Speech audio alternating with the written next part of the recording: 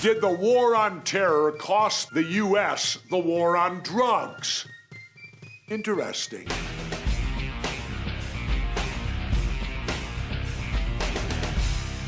It's been 14 years since America invaded Afghanistan, but the consequences of this war are affecting Americans now more than ever before, and not necessarily in the way you might think. Brigitte in the command center, how does this war relate to the heroin epidemic going on right now? The Centers for Disease Control and Prevention report that heroin use jumped 63% from 2002 to 2013, reaching epidemic proportions. Data reveals the amount of people who have died from heroin-related deaths went up 4 times as a result. A reported 8,200 people died of heroin-related overdoses in 2013, while an estimated 517,000 people said they'd used the drug or had a heroin-related dependence. That's a 150% increase from 2007. Here are some other relevant facts to note. Heroin use is most common among men between the ages of 18 and 25 who earn less than $20,000 per year. In recent years, heroin use has doubled among women and non-Hispanic whites. People addicted to prescription opioid painkillers are 40 times more likely to be addicted to heroin since it's cheaper, doesn't require a prescription, and offers a similar high. Heroin purity has also increased as much as 60%, meaning it's no longer necessary to inject with needles. The same high can now reportedly be reached via snorting heroin. Removing needles from the equation has resulted in more people willing to try it, which has contributed to its widespread use. What are your thoughts about these statistics? Well, they're interesting statistics, but I think we need to add pharma in there.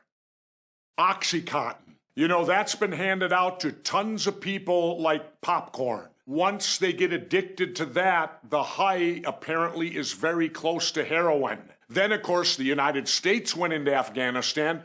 We formed a coalition and alliance with all the poppy growers because they were going to be our friends now and support us. So the poppy growers started growing again. So much for the hypocritical war on drugs. But you notice our news media or our government doesn't talk about that at all, do they? The repercussions of aligning ourselves with the poppy growers over there. And isn't it interesting that federally, heroin is classified equal to marijuana? That ought to tell you right there, something's grossly wrong. The reason there has been such an increase in heroin usage is because prices for the drug have gone down, largely in part due to the Afghanistan War. According to a 2014 report by Rolling Stone's Matthew Akins, America lost the war on drugs in pursuit of the war on terror. A report by the Social Justice Solutions Forum shows that before the war, the Taliban subsidized Afghan farmers to grow food rather than opium, the plant from which heroin is made.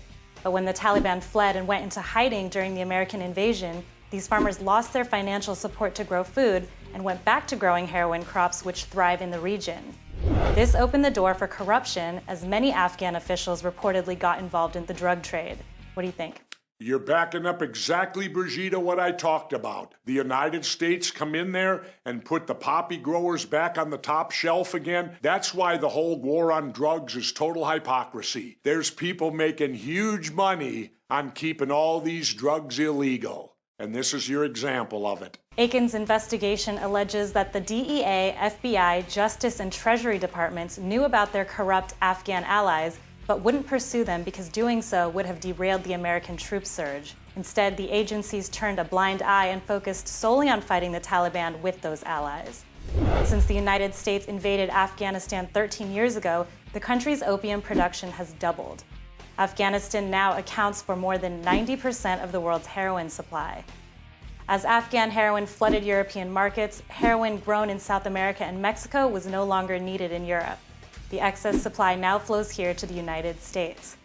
As supply went up, the price went down, and in some cities today, heroin reportedly sells for as little as $4 per bag. Governor, what do you think about such an unexpected consequence of war? Well, again, it shows you that our country and these wars are destructive in so many ways. They're not only destructive on the battlefield where men and women lose their lives fighting for what they don't even understand who they're fighting for or what they're doing. But this is a repercussion of war now. I guess what our government's telling us is this: those people are more dangerous than the heroin drug. That we'd much rather have heroin than the Taliban. Heroin good, Taliban bad. It's as simple as that for the United States of America. For every upside, there's a downside. And in war, most everything always ends up a downside in the end. War is ridiculous. War is a racket, as General Smedley Butler said. And the quicker we open our eyes to that, the better we will be as a society. But unfortunately,